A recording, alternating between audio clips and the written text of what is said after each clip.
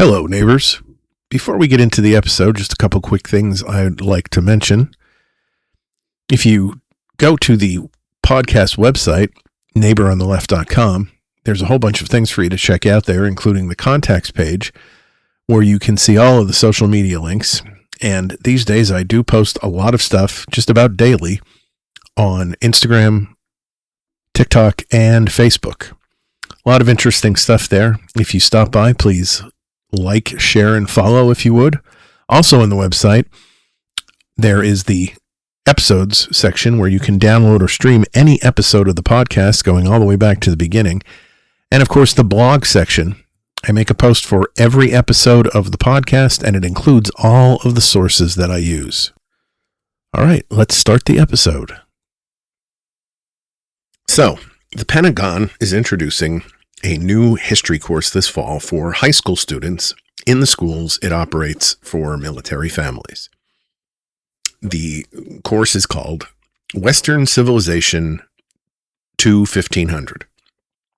And before anybody builds a straw man out of that sentence, no, I do not have a problem with kids learning Western civilization. That would be ridiculous. The question is what happens when you look at how they're going to learn it. Because the textbook chosen for this course is called The Golden Thread, A History of Western Tradition, Volume 1, The Ancient World and Christendom. And according to an Associated Press review, historians who examine the book say it does something considerably more ambitious than teaching dates and people and events. It tells a story, a very particular story. Christianity is presented as a force that helped create a more humane civilization. Islam gets a very different treatment. When the book discusses religious warfare, Christian violence, like the Crusades, is presented largely in the context of protecting Christians. But when it discusses Islam, the story stretches from medieval conquest and holy war all the way to September 11th and the October 7th Hamas attack. It even makes a sweeping claim that the atrocities of radical Muslim terrorists have been applauded by what it calls, quote, depressingly large numbers, end quote, of ordinary Muslims. And historians interviewed by AP say the book leaves out important context about Christian religious violence while repeatedly using Islam to make a modern political point. Now, that alone would be worth talking about. But then you ask another question. Who chose this? Because this isn't happening in some private Christian academy. This is happening inside a school system run by the United States government. And the man overseeing that system is Pete Hegseth, a defense secretary who has spent years publicly advocating classical Christian education and arguing that America and Western civilization are being lost because we have moved away from it. So this episode is not really about whether kids should learn Western history. Of course they should. It's about something much more important. Is the Pentagon teaching students history? Or is it teaching them how the Pentagon wants them to feel about history? Because once the government starts choosing not just which history children learn, but which religion gets the generous interpretation and which one gets the prosecution brief and which version of America they are supposed to admire, we're no longer having an ordinary argument about a textbook.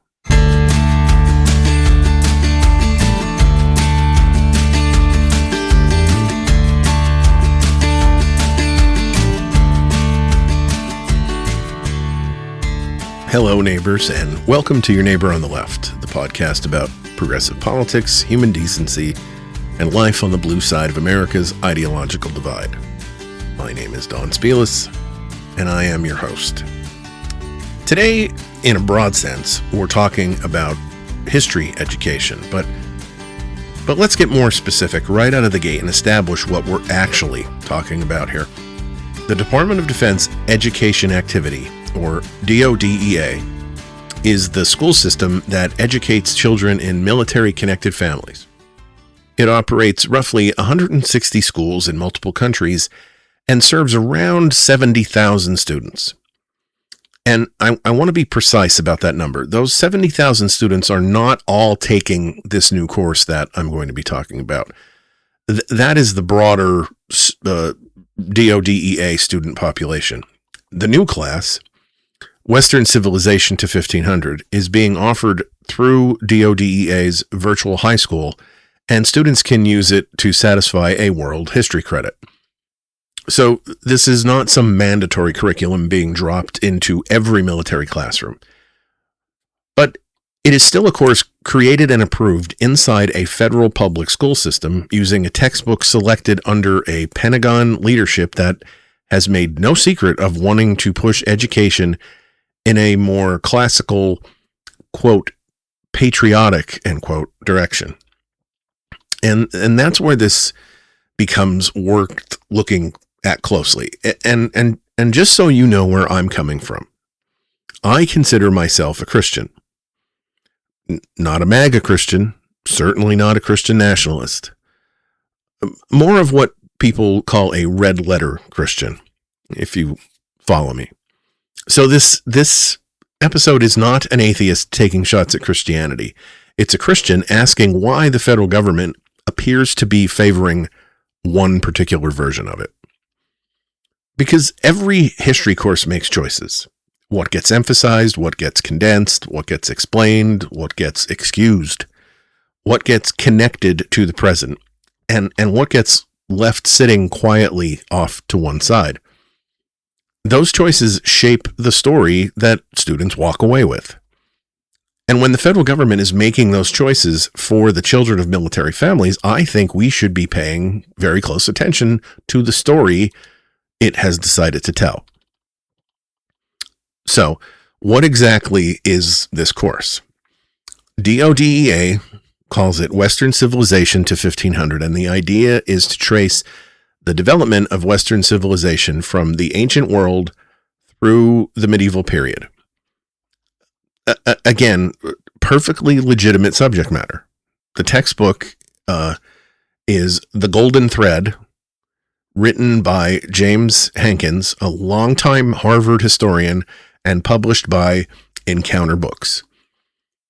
The course also draws on lesson materials connected to Hillsdale College, which has become one of the most influential institutions in the conservative classical education movement. And this matters because the Pentagon has not been coy about what it wants from this shift. DODEA leadership has talked about emphasizing patriotic values and classical learning. Now, neither of those phrases is automatically alarming, I suppose. There's nothing wrong with patriotism. There's nothing wrong with classical education. But those words become more interesting when you ask what they mean in practice. Because the Golden Thread does not present itself as a completely neutral march through antiquity. The book begins from the premise that many people today are ignorant of the Western tradition and therefore unable to defend it from people who are hostile to it. Now, think about what that does to the framing. Before you get very far into the history, the student has already been told there's something here that needs defending.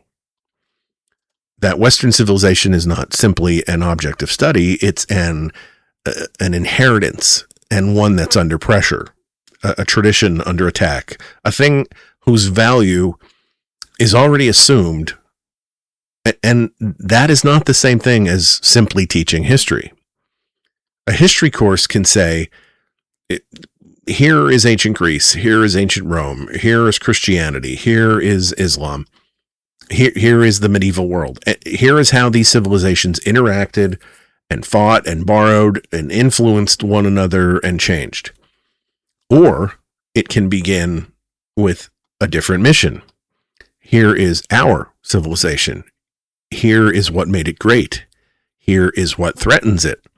Here is why you should defend it. Those are very different educational projects. And I think that distinction is key to understanding everything that follows. Because once the goal becomes defending the tradition rather than examining it, selection starts to matter even more. Which failures get explained away, which victories are celebrated, which religions are treated as part of the moral foundation, and which ones are treated as the danger outside the gate. That's where this stops being a simple question about curriculum and starts becoming a question about ideology. And this is where we have to be careful with the word wrong, because not every problem in a history book is a fake date or an invented fact or event. Sometimes the distortion comes from what gets emphasized. Sometimes it comes from what gets explained. Sometimes it comes from giving one side a defense attorney and the other side a prosecutor. That is the criticism historians interviewed by the Associated Press are making about the golden thread, particularly in the way it handles Christianity and Islam. The book presents Christianity as an enormously important force in the development of Western ideas about human dignity and moral universalism. And historically, Christianity absolutely did have an enormous influence on Western civilization. That part is not controversial. But when the subject turns to religious violence, critics say the treatment changes depending on whose violence we're talking about. The Crusades, for example, are presented largely in a defensive context as an effort to protect Christians and Christian territories from Muslim expansion. Now, there is historical context for that argument. Muslim empires expanded through military conquest. Christian communities and territories did come under Muslim rule. There were real wars and real invasions and real religious conflicts. I have no interest in pretending medieval Islamic states were running some kind of, interfaith summer camp. They weren't. Islamic rulers conquered territory. They fought wars. Religious coercion exists. Atrocities happened. So teach it. But then teach the rest of it, because Christian armies were not simply rescuing helpless pilgrims and then heading politely home. Crusaders massacred Muslims. They massacred Jews. Christian forces fought other Christians. Religious authorities persecuted people labeled as heretics. Christian governments used religion to justify warfare and political power and conquest and repression. That history does not somehow cancel Christianity's positive influence on Western civilization. It just makes the history complete. And that's the problem critics are pointing to. If Christian violence gets context and explanation and mitigating circumstances, while Muslim violence gets presented as evidence of something fundamental about Islam itself, you're not applying the same historical standard. And the contrast gets even stranger when the book jumps forward hundreds of years. According to the Associated Press, the discussion of Islam reaches into the modern world with references to September 11th and the Hamas attack on October 7th. It also makes a sweeping assertion that the atrocities committed by radical Muslim terrorists have been applauded by what it describes as, quote, depressingly large numbers, end quote, of ordinary Muslims. So stop there for a second. We're in a textbook called The Ancient World and Christendom. And somehow we've arrived at 9/11 and October 7th. Now ask yourself whether Christianity gets the same treatment. When Christianity is being discussed, does the book leap from the medieval church to modern Christian extremists? Does it use present-day acts of political violence committed by Christians to help students interpret Christianity as a historical force? If not, why not?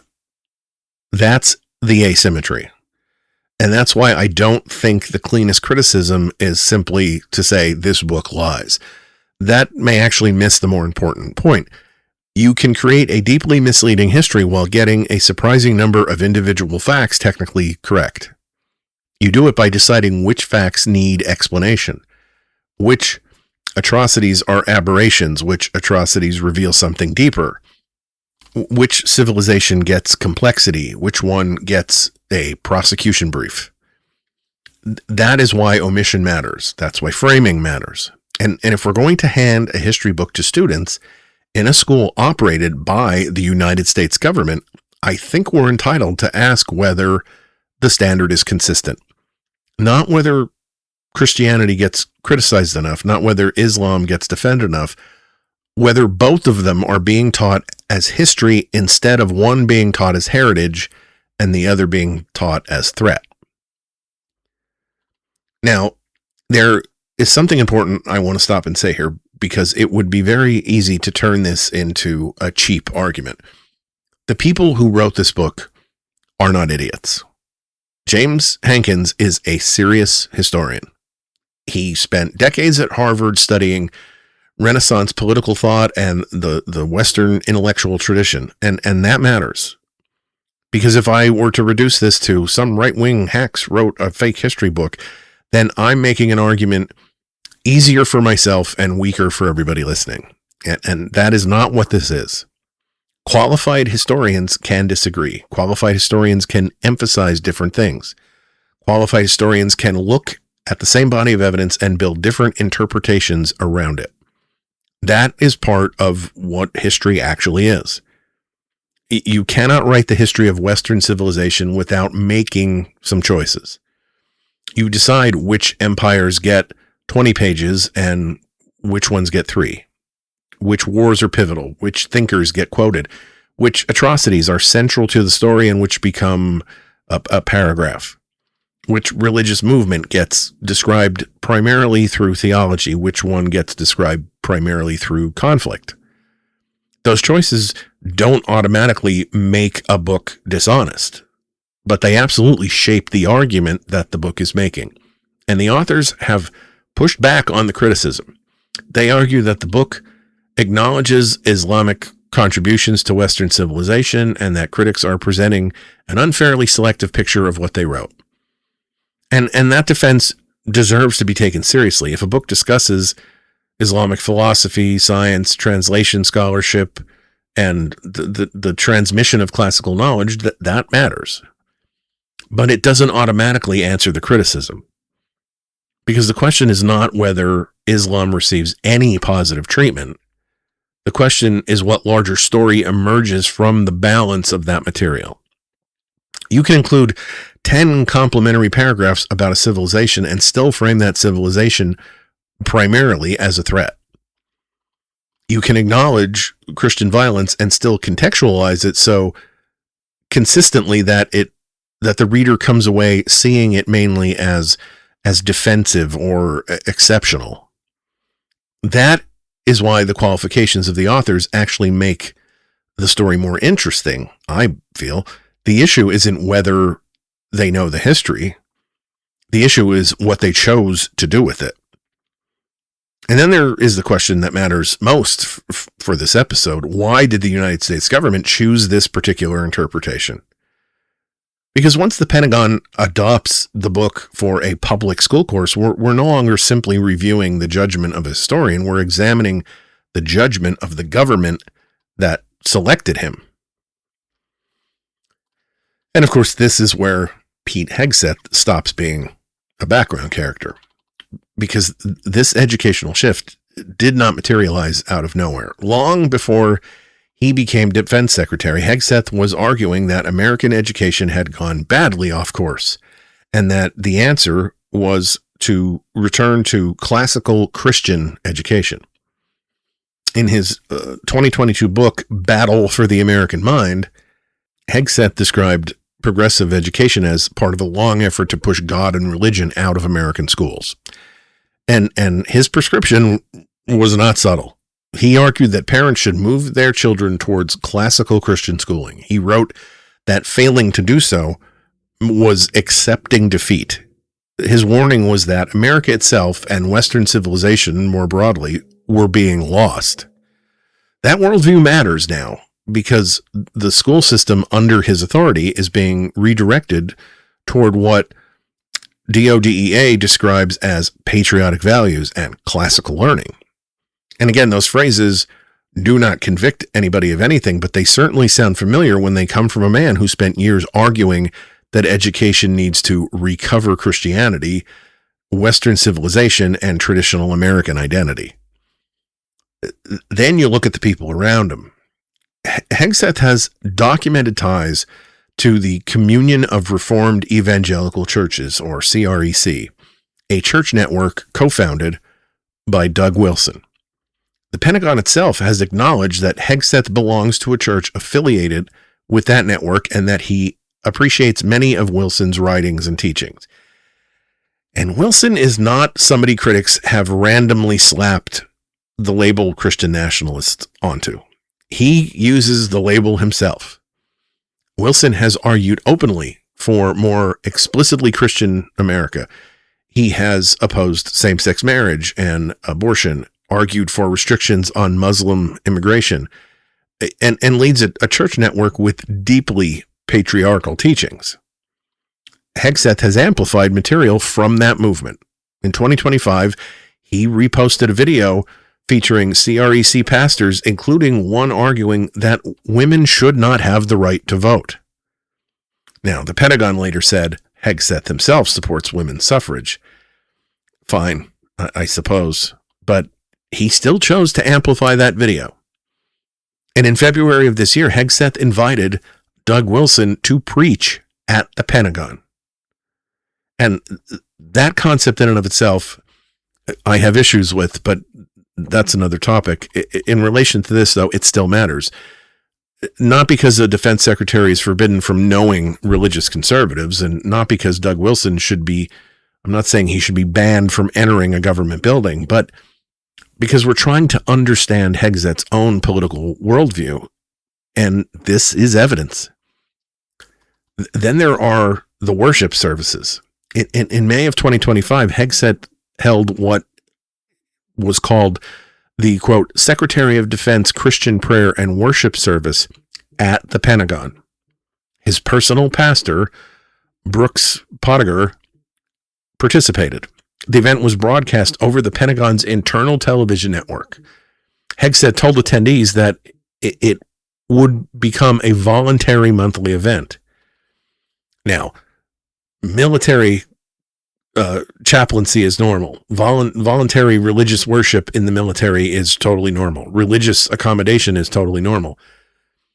That in and of itself is not my objection. The unusual part is that this is being personally organized and branded around the office of the Secretary of Defense. And those services have continued. They have also become the subject of a lawsuit from Americans United for Separation of Church and State, which argues that Hegseth is using his public office to promote a particular religious agenda. Now, that lawsuit does not prove the services are unconstitutional. A complaint is not a verdict, but it does tell you that the church and state concern here is not something that I invented or somebody on the left invented after seeing a history textbook. There is already a legal dispute over how Hegseth is using Christianity inside the institution he leads. So put the pieces together. A defense secretary who has spent years advocating classical Christian education. A defense secretary affiliated with a church network whose most prominent leader openly embraces Christian nationalism. A defense secretary who amplifies that movement's material, who invites that leader to preach at the Pentagon, who holds recurring Christian worship services under the banner of his own office, and who now oversees a federal school system moving towards classical learning while introducing a history course that critics say gives Christianity preferential treatment. Now, does that prove Pete Hegseth sat down and said, I want to indoctrinate military kids into Christian nationalism? No, I'm not pretending that it does. But at some point, refusing to notice a pattern stops being caution and starts becoming willful blindness. Hegseth has spent years telling us what kind of education he thinks America needs. Now he has the authority over a school system. And that school system is moving in a direction remarkably consistent with what he has been saying all along. That makes the religious context relevant. Very relevant. And that brings us to the church-state question itself, because there is a line here, and I want to be very precise about what I think that line is. Teaching Christianity in a Western civilization course is not a violation of church and state. Frankly, you couldn't teach Western civilization honestly without Christianity included. You cannot explain medieval Europe without the church. You can't explain the Reformation without Christianity. You can't explain huge portions of Western art and philosophy and law, politics, literature, morality, or even the language that people used to justify political authority without talking about Christianity. The same is true in different ways of Judaism and Islam. Religion belongs in history class because religion is part of history.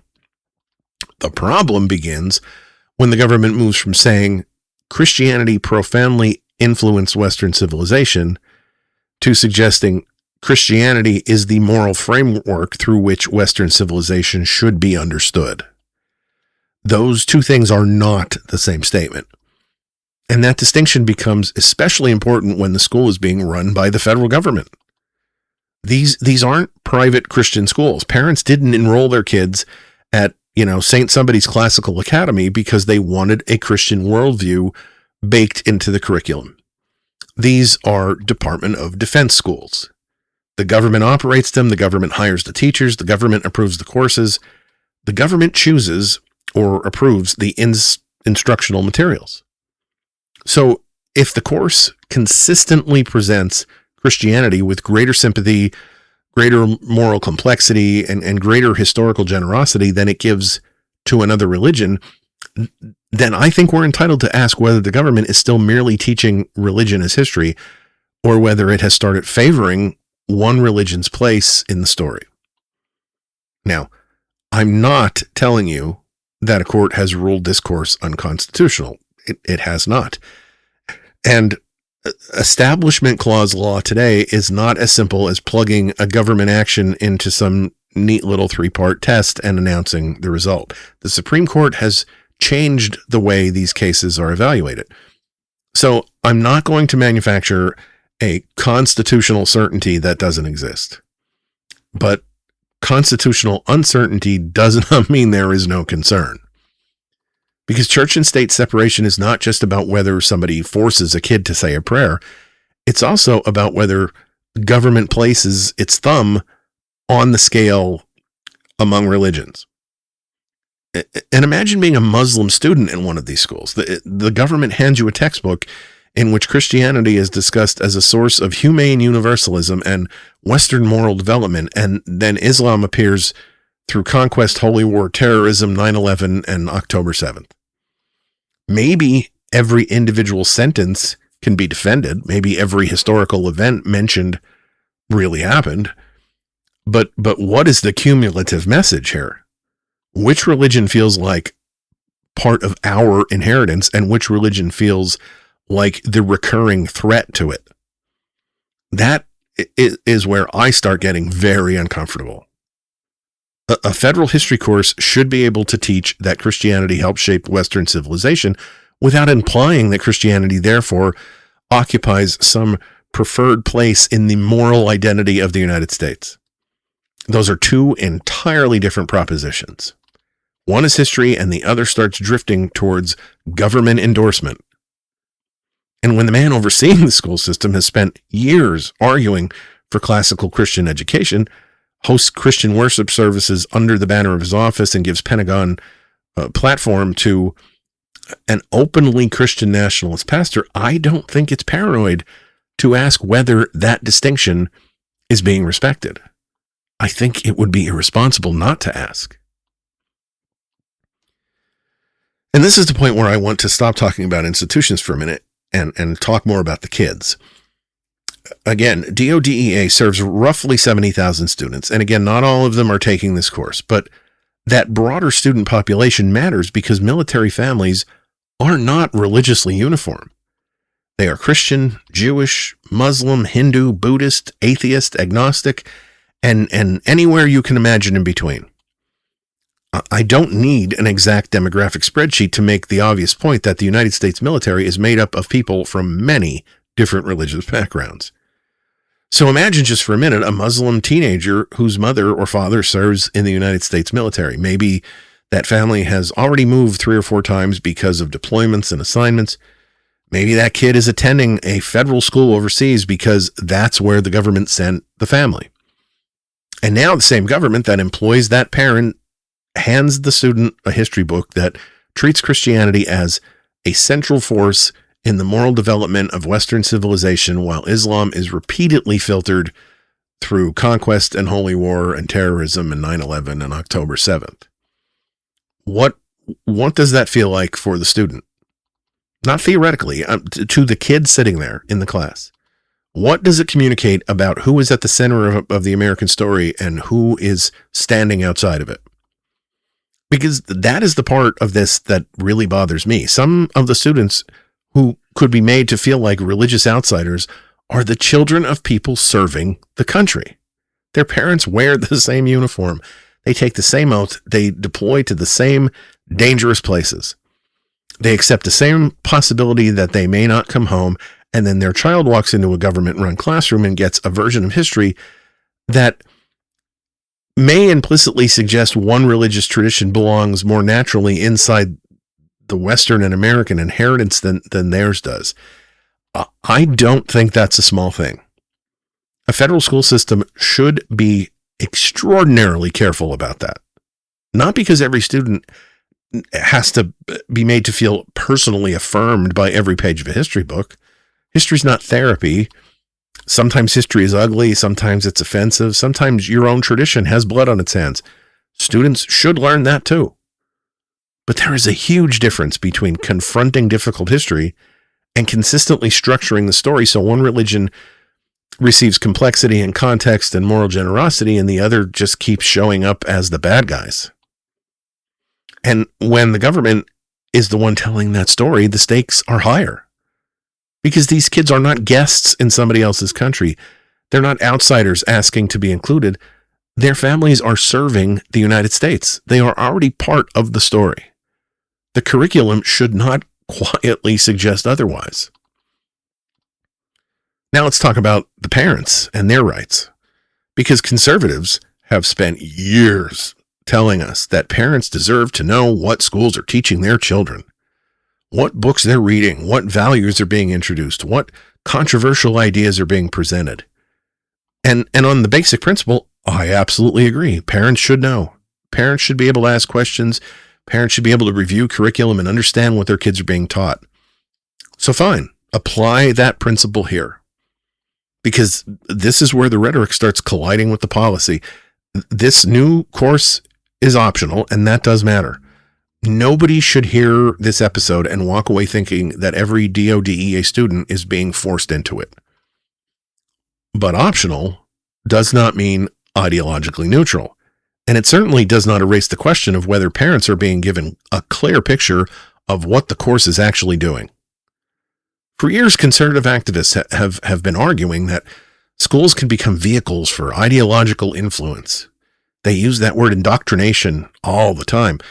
They have objected to books and lessons involving race and gender and sexuality and other subjects because they say parents should have a say in what values are being introduced to their kids. And again, take that argument seriously. Now look at what has happened inside of DODEA. Books and materials dealing with some of those subjects have been restricted or removed under administration policy. At the same time, the Pentagon is introducing a course built around a textbook with a very definite civilizational and religious framework. So what happens to the concern about indoctrination? If ideology in school is the problem, then ideology should still be the problem when the ideology changes direction. Parental rights cannot mean parents get a veto over values conservatives dislike when the government gets broad discretion over values conservatives support. That's not principle, that's preference. And I think this is where the hypocrisy is pretty hard to ignore. If a school introduces material about gender identity, suddenly we're told parents have to be informed and empowered and protected from ideological overreach. If a school introduces a history text that critics say gives Christianity privileged moral treatment and portrays Islam through a much harsher lens, suddenly the concern seems much quieter. Apparently, ideology in school is a parental rights crisis until the ideology is the one that Pete Hegseth approves. And that's exactly why I think the parental rights argument needs to be applied consistently here, not selectively. Not only when the values being taught make conservatives uncomfortable. If parents are supposed to matter, then Muslim parents matter too. And Jewish parents and secular parents, Christian parents who do not share Hegseth's world view, they matter too. And they deserve more than a slogan about transparency. They deserve to know what the government is actually putting in front of their kids. And this brings us to a question that sounds simple, but really isn't. What are parents actually being told? Because DODEA parents do have rights here. Federal law gives parents of children in the Department of Defense schools the right to review the curriculum and the instructional materials being used with their children. DODEA also tells parents that curriculum information is available through its website. So I'm not going to tell you that this is some secret curriculum and that it's being hidden in a locked filing cabinet in the Pentagon. That would be inaccurate, to say the least. Parents have access, but access is not necessarily the same thing as meaningful notice. And I think that distinction matters quite a bit. There's a difference between telling a parent your child is taking Western civilization to 1500. And on the other hand, saying your child will be using a specific textbook and this textbook presents Christianity and Islam in ways that historians have publicly criticized as uneven and ideologically loaded. Those are very different levels of disclosure. A parent might know the course title, they might know the textbook title, they might even know the basic historical period being covered, but none of that necessarily tells them what the controversial part is here. And after looking through the publicly available DODEA material, I could confirm the broader right to review curriculum and instructional materials. What I could not confirm is that the DODEA is required to proactively tell parents about the particular religious or ideological framing that critics have identified in this textbook. I could not confirm policy saying parents must be specifically notified, here is a book, and this is how it treats Christianity, and this is how it treats Islam, and here are the passages that have generated controversy.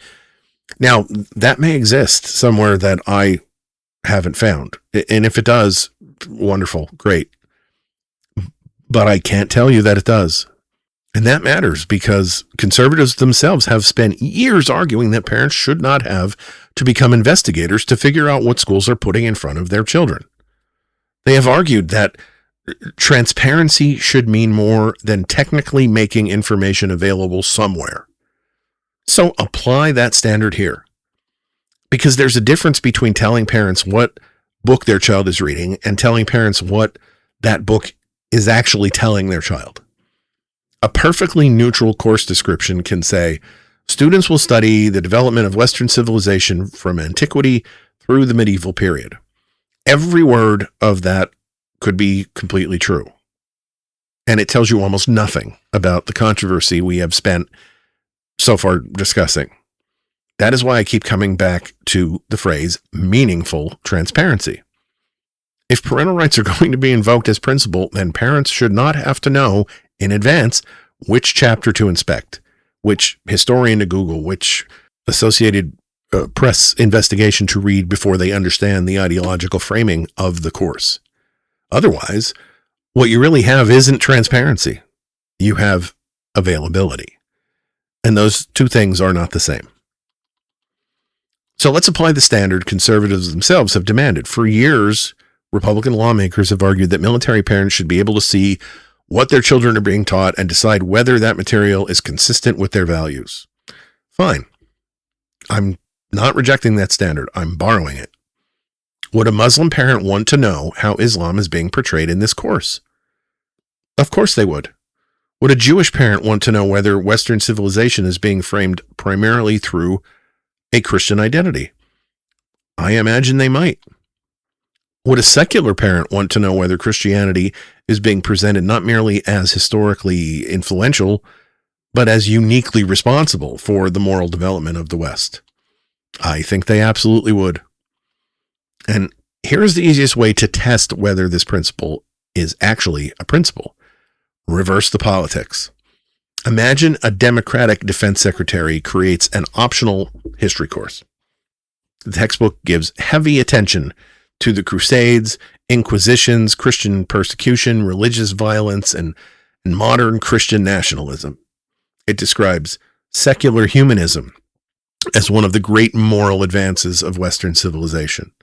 It draws connections between historical Christianity and the modern extremist political movements. And the lesson materials are developed with help from an institution known for progressive politics. And the Pentagon says, relax, it's optional. The syllabus is online. Parents can look at it if they want. Do you believe for 1 second that the people who have spent years yelling about parental rights would just shrug and say, yeah, that sounds fair? I mean, come on. There would be congressional hearings before lunch. There would be Fox News chyrons. There would be people calling it indoctrination, anti-Christian bias, an attack on faith, and proof that the government was trying to turn military kids against their own values. And honestly, if the course were framed the way I just described, some of those objections might be legitimate. That's the point. The standard should not change depending on who is doing the framing. If ideological influence in education is a problem, it is still a problem when the ideology is conservative. If religious favoritism is a problem, it's still a problem when Christianity is the religion being favored. If parents deserve meaningful transparency, then that applies to every parent, not just the parents whose politics happen to match the people running the Pentagon. Otherwise, the phrase parental rights stops being a principle and it just becomes a weapon.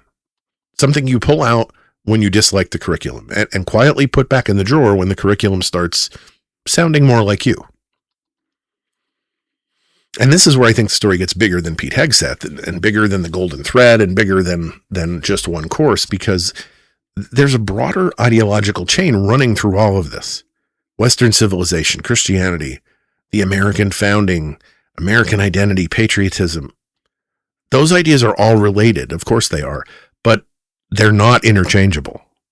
And when you start collapsing them into one another, something important happens. Western civilization becomes Christianity. Christianity becomes the moral foundation of America. The American founding becomes proof of that identity, and patriotism becomes loyalty to that interpretation. Once you build the story that way, disagreement becomes suspicious.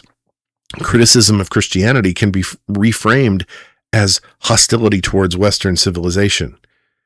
Criticism of the founders can be reframed as hostility towards America.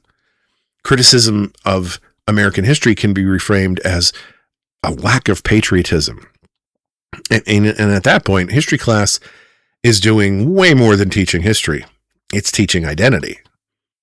It's teaching the student where they are supposed to stand inside the story. Who belongs at the center, who should be admired, who should be defended, what should be treated as inheritance, and what should be treated as a threat. That's where history starts turning into something closer to civic catechism.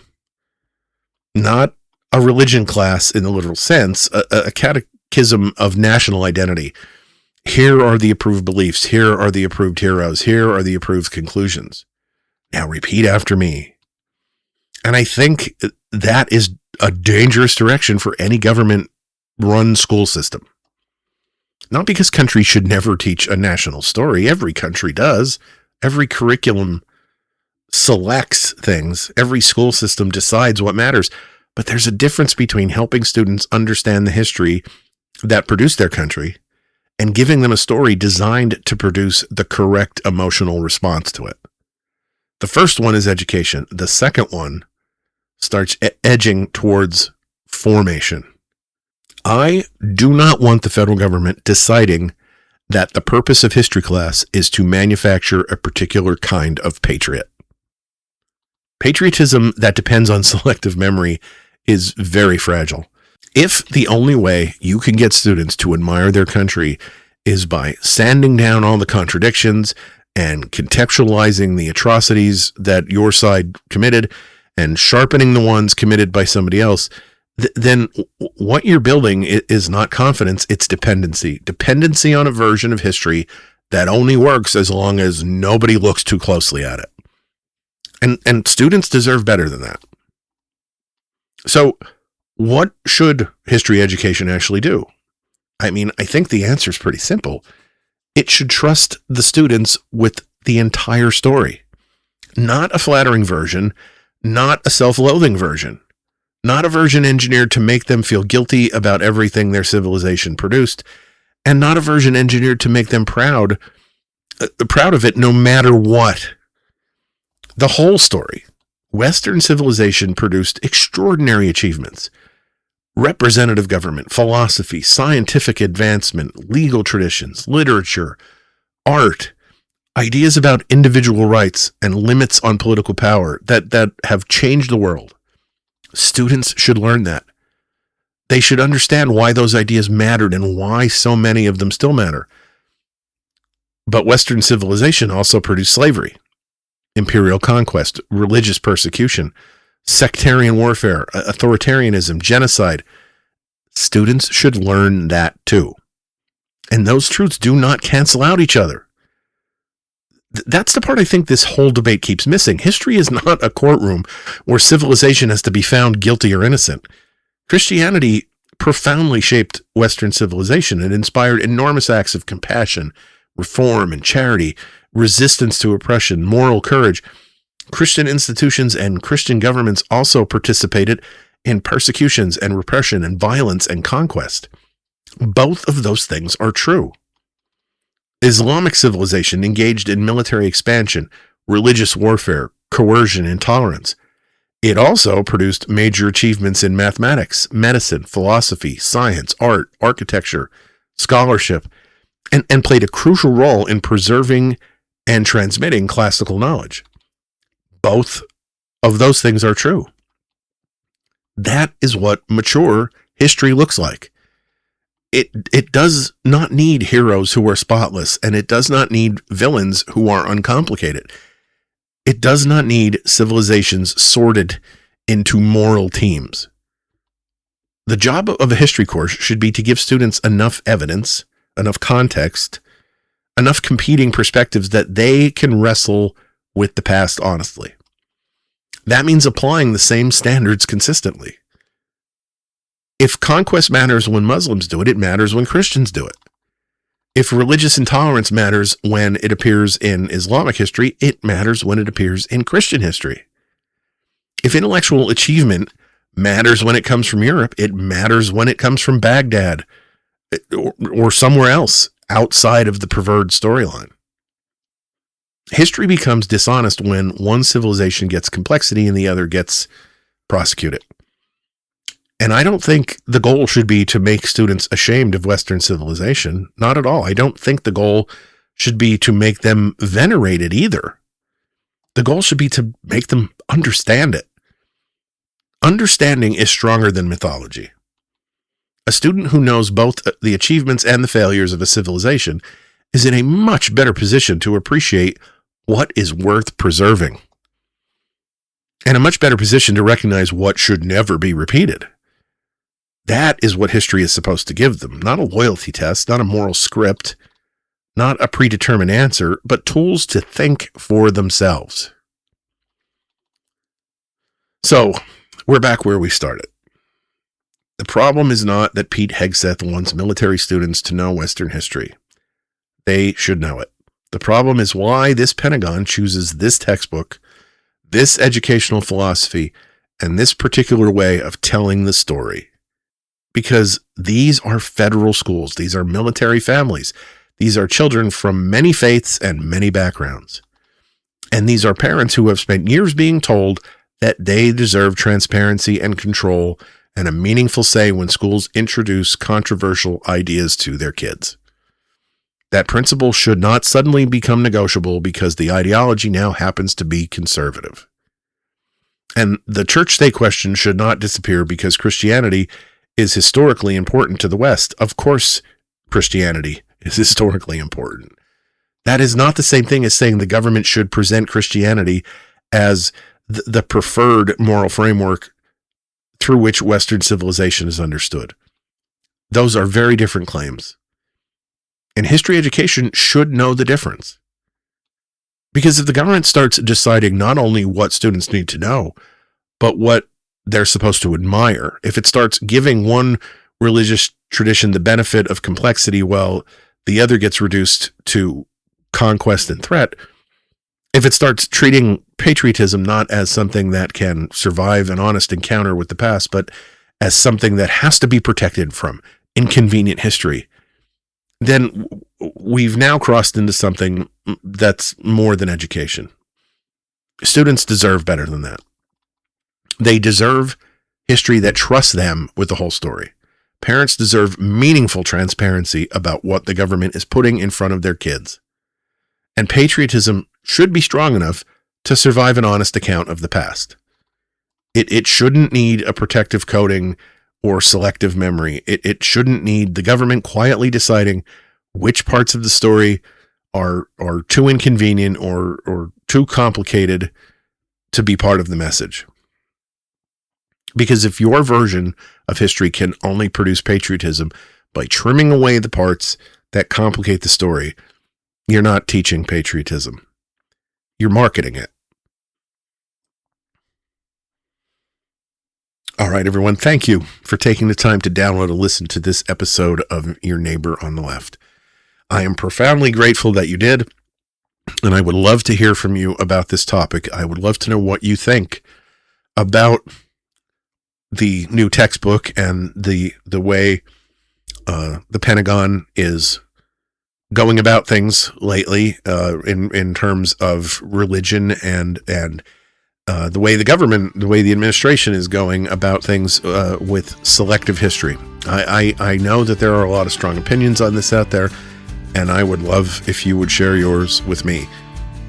Beginning of the episode, I mentioned how you can contact the podcast, whether through social media or email, and I really hope that you do.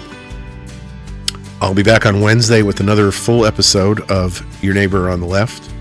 So between now and then, do me a favor, stay engaged, stay kind, and have the kind of week you'd wish for others.